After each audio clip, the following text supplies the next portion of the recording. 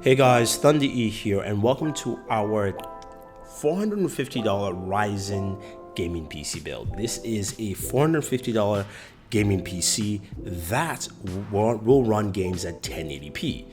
So first, I want to thank our friends at Thermaltake, Seagate, Gigabyte, and Kingston for providing all the parts that we used in this build. And we're going to talk about each of those parts and what it entails. Now, if you want to build a similar build, we have a PC part picker link, so you guys can use that to see exactly each part and what we have in there. And also, we'll have Amazon links so you can go ahead and purchase those parts and support us, as we always do.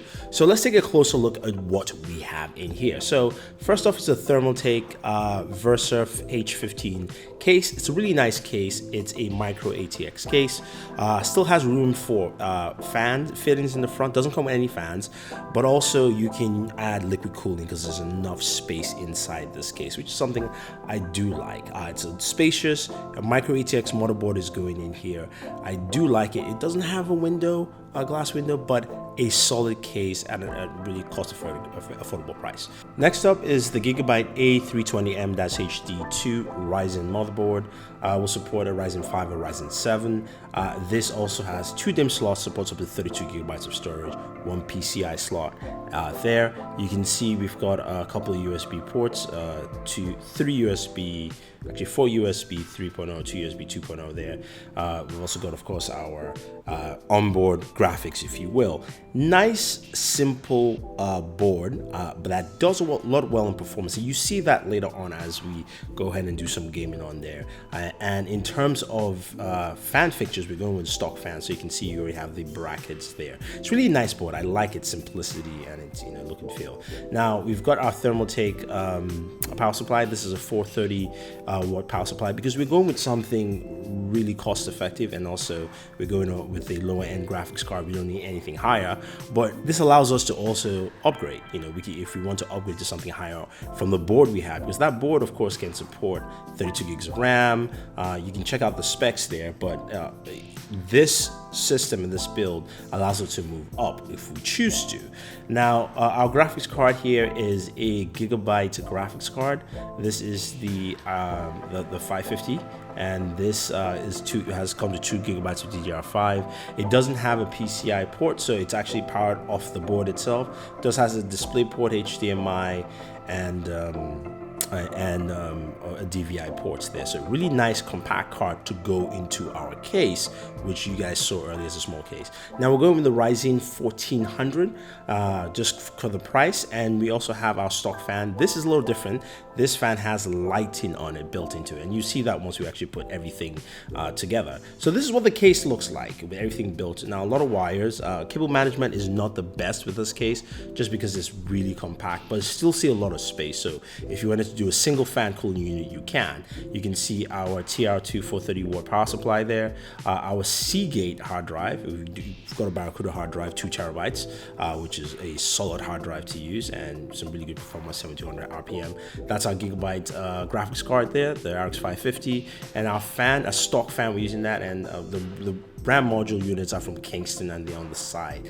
Now you can see it's all lit up, so we do have lighting from the fan, which adds some aesthetics to our build, even though we don't have a see-through window which showcases that. But again, it is nice, it's simple, it's also really compact, and putting these things together is actually really easy in terms of this case and everything and all the components we have here. So I'm gonna go ahead and install Windows, and you can see how the PC looks. Nice, compact on a table. So again, I really liked what that case brought together. But let's talk about gaming. Let's talk about games, right? So we're running this off the new Pixio 32-inch monitor. This is a 144 hertz monitor. We'll be taking a look at a bunch of games. The first game here you can see we're running right now is Battlefield 1, and this is running at 1080p. The one thing I want to mention and note is that the resolution scale for all the games has been dropped down to about 80% for all games. That's just the best way we could get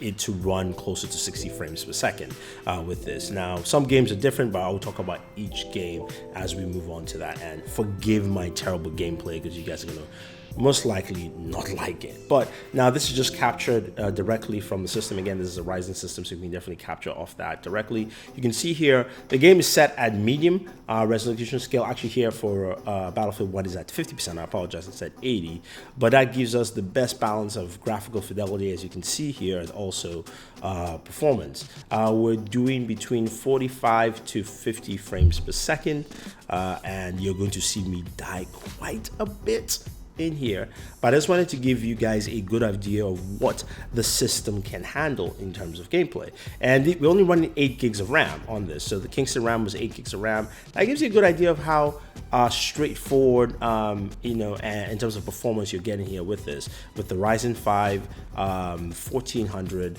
8 gigs of RAM from Kingston, and DDR and RX 550. You can get some really good performance. Now let's move over to another game, which is Doom, which is running also at 1080p, clocking roughly 50 to 60 frames per second, showing you what we have here graphically set at medium. Our resolution scale is at 70%, and of course we're running this at 1080p on this monitor. This is a Pixion monitor. You guys will see the review for this. I really like this, really cost-effective monitor. But we had to capture this off camera for some reason. Doom wasn't capturing off the Relive software from AMD. But just to give you an idea, so we see we're doing between 52 to about 77 frames per second at resolution scale of 7%.